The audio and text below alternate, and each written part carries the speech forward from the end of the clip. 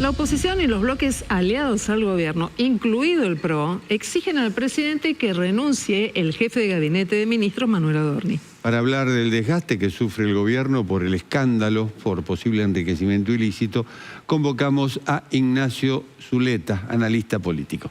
Hola Ignacio, buenas noches. ¿Qué tal? Buenas noches, ¿cómo les va? Bien, ¿cómo ves esto que evidentemente no tiene un final todavía, sino que hay un continuará? Pero ¿cómo lo ves hasta ahora? Yo creo que estas situaciones hay que verlas desde el ángulo de quienes hacen la campaña y quienes la resisten. Esto es algo que el gobierno no buscó, es una torpeza probablemente del funcionario haber permitido que estas denuncias llegaran a este punto, pero para el gobierno sostenerlo a Adorni es un activo. Es decir, sostenerlo a Adorni es un producto para el electorado de Milei, en donde sostenerlo, defenderlo, ser leal a él, fortalece ese sector de la opinión. La oposición, naturalmente, va a atacarlo. Y el gobierno, como dice el manual básico de la política, no le va a hacer caso a la oposición. Segundo, Adorni no cumple ninguna función importante en el gobierno. Ni es jefe de gabinete, ni es vocero, que era su tarea inicial. Ninguna decisión importante del gobierno pasa por Adorni.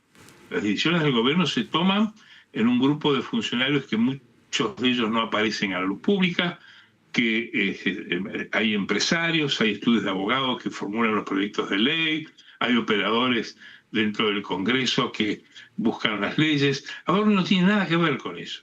Es decir que al ser un funcionario sin una función específica y lateral del gobierno, importa mucho si está o no está. Es decir, no se está discutiendo para imaginar un gobierno anterior, no se está discutiendo la presencia de un Cavallo en el gabinete, de un Bauzá, de un personaje decisivo en la acción del gobierno. Es un personaje lateral, casi diría yo, superficial. Entonces sostenerlo no cuesta nada, es a puro rédito para el gobierno. Ahora, el gobierno no lo buscó, es una manera de enfrentar el problema. Pero en la defensa de Adorni es un producto para el electorado de Milei, que además en su campaña y en sus pronunciamientos públicos elogió la elusión de impuestos, la evasión de divisas, las vivezas en el manejo de los fondos opacos de los empresarios. Entonces, en realidad Adorni está ejerciendo ese dogma. Es decir, no se contradice con la filosofía que tiene Milei y el gobierno en torno a la conducta privada y el interés público. Más bien es un hombre, es un modelo de lo que el gobierno ha querido presentar a la Argentina. Entonces yo le sacaría todo dramatismo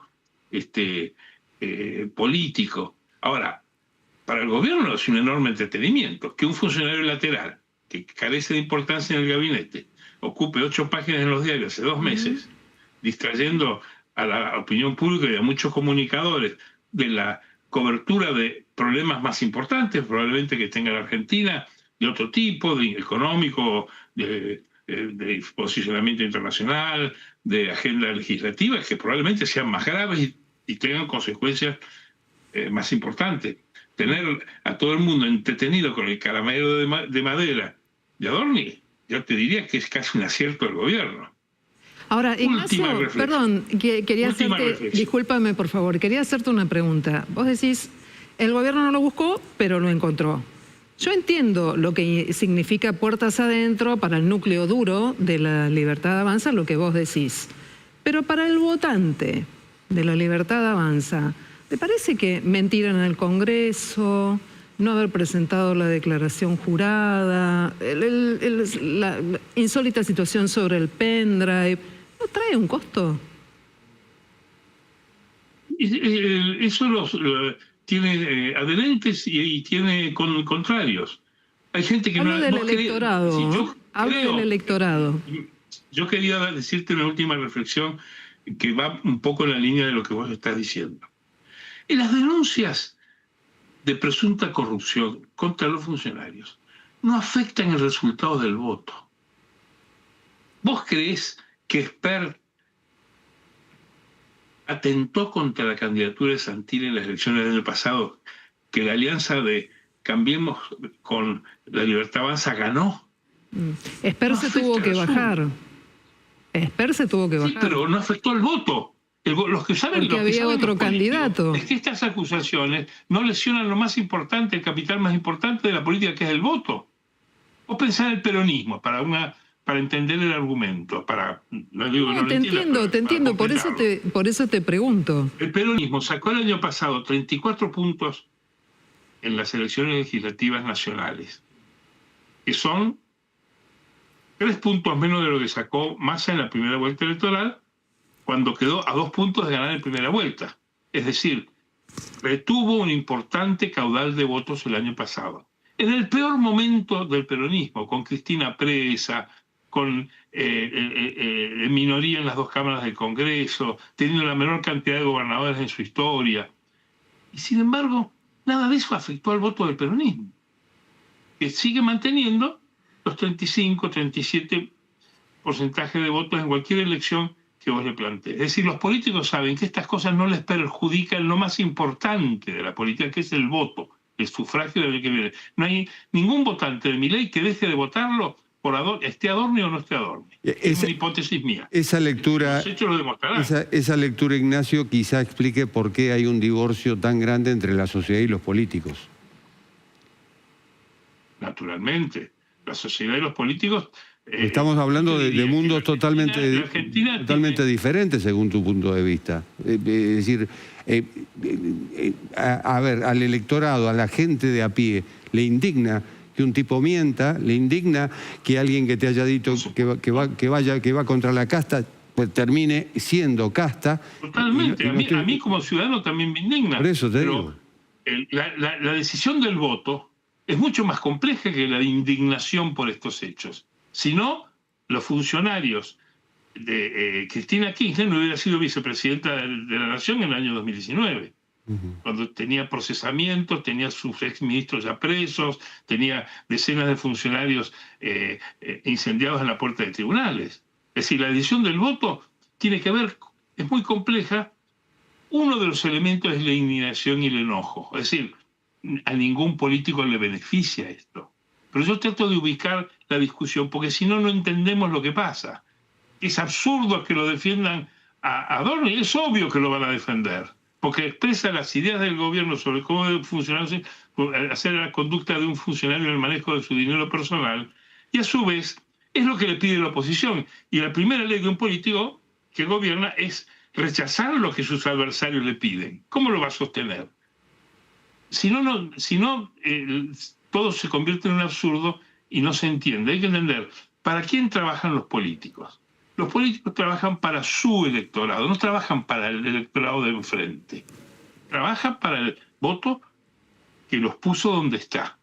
Y el arco, fíjate el arco de opinión que sostiene al gobierno, llega al sector del radicalismo y al sector del PRO, que sostiene a Milei y que se niega a darle el voto para que la otra semana, la próxima, haya una interpelación y quizá un intento de voto de censura a la figura del jefe de gabinete. Y no han firmado la convocatoria. Y dicen, échelo, mantengamos el cambio, échelo, pero sigamos juntos. O sea, nadie está dispuesto a divorciarse de los aliados del gobierno por la cuestión Adorni, porque no les importa, porque saben que es trivial, es menor, les raspa, les raya la carrocería, pero no afecta al voto. Ahora, ningún votante de Milei que lo vaya a dejar de votar porque está Adorni. En una oposición que no tiene liderazgo, ¿hasta dónde un factor que es importante? Las emociones, la economía influye en el voto, pero las emociones también. ¿Hasta dónde el factor ira frente a un bolsillo flaco y este tipo de hechos crees que puede generar alguna corriente en particular ya no tan favorable para la Libertad Avanza? Porque, por ejemplo, hasta la propia Bullrich dice que esta cuestión no tiene que ver con el planteo ético de los libertarios cuando llegaron al poder. Pero son opiniones de menor cuantía. si Bullrich pensara realmente lo que dice, renuncia al bloque de la Libertad Avanza. Si está tan indignada ella por la situación de Adorni, se apartaría como Macri. Si Macri realmente se indignara por Adorni, diría: rompemos la alianza con la Libertad Avanza y nunca iremos a la urna. Y eso no ocurre. O sea, la tolerancia es bastante baja. Ahora, volviendo al voto, el voto es muy complejo. Tiene elementos racionales, tiene elementos irracionales, se vota por... Si supiéramos por qué se vota, no estaríamos acá. Estaremos gobernando casi a perpetuidad. Pero hay que presumir que es muy compleja la decisión del voto. Es una decisión multicausal y yo diría muy reflexiva. Es la decisión más reflexiva comparable al que apuesta en la bolsa o el que apuesta a los caballos de carrera.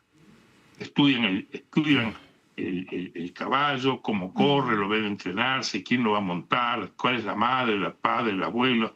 Igual que el que se timbea en la bolsa, estudian los papeles. O sea, no es una irracionalidad de último momento. La prueba es que las familias políticas que representan a la mayoría del electorado argentino repiten el voto de elección en elección. En la última década, o quizá las últimas 2 décadas, es 40-41% del voto no pejotista, no peronista, y 30-35% el voto del peronismo. Y no se mueve de ahí. Bien. Es estable. Hay que ir a ver los archivos que están en Internet. Uno busca los resultados electorales de las últimas elecciones legislativas y presidenciales y va a encontrar que se divide el 80% del electorado en esas 2 familias. Ignacio. O sea, que el voto es muy firme, es muy sólido, no se mueve, es muy racional. Y las trivialidades del momento de campaña los afectan ligeramente. Obviamente, si Esper no hubiera estado en la boleta de Santilli, a lo mejor Santilli casi perdió la elección, ganó por medio punto. La Libertad Avanza sacó un diputado más que el peronismo en la provincia de Buenos Aires. Tampoco fue un paseo, le costó. Tenía un buen candidato como era Santilli y tenía el peso del escándalo de Esper, que bueno, está todavía en la justicia, no se sabe cuál es el final, pero evidentemente no le benefició, pero no lo hizo a perder. Ignacio. No lo hizo perder. Esto hay que entenderlo como hecho político y verlo con más frialdad, entender por qué hacen los políticos lo que hacen, para qué electorado trabajan, el propio, y el voto es siempre una situación de mercado, es decir, una situación misteriosa. Ignacio Zuleta, al final, ¿cómo se...? Te agradecemos mucho que hayas estado esta noche con nosotros, compartir ideas, distintos puntos de vista para el análisis, que en definitiva es lo que más nos enriquece a todos. Muchísimas gracias. Y yo les agradezco mucho. Yo hago observaciones sobre la política. Ya el análisis lo podemos hacer en el diálogo, porque el análisis surge de lo que conversamos.